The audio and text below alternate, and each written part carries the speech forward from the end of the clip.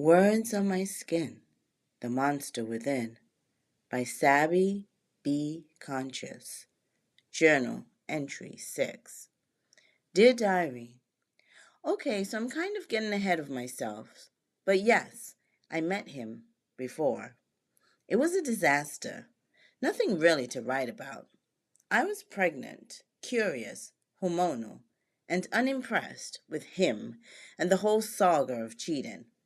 He spent the entire date rambling about his grandmother and his life in Jamaica. Boring, boring, boring. While I sat there thinking, when are we going to get to the good part? I mean, at the time, I was blatantly in the midst of cheating, yet forced to listen to his entire life story. Like I said, I was unimpressed. I figured he probably had more troubles than myself. So I left him at the restaurant without saying goodbye and returned to Nate, determined to work out our differences. The end.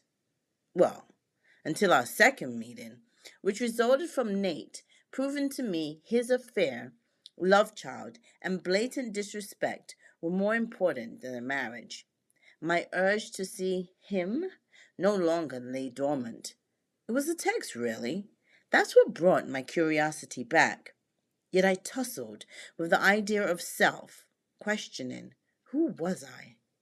I knew I needed to give myself some time, some space to just be.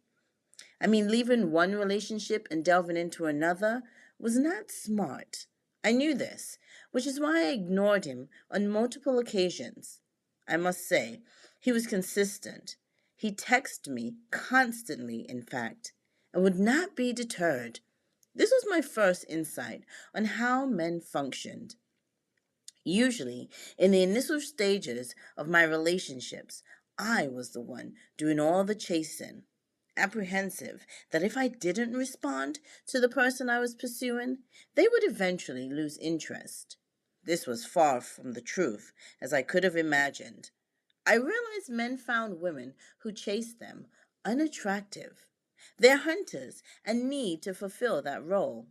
The fact is, if you really study men, you will see they are really simple creatures.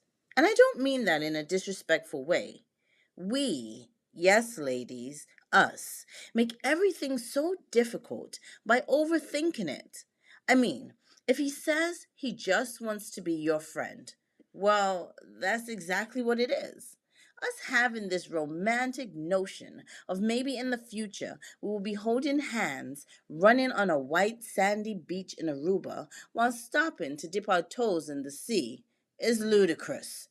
It is what he said it is. He just wants to be your friend. Very simple. I'll even take it a step further. If he is interested in everything that pertains to your vagina meeting his penis, again, he didn't mince words. That is exactly what he wants. He was very clear about why he wants you and how he sees you in his life. Harsh, I know. You, on the other hand, have thoughts of how it could possibly develop into something more.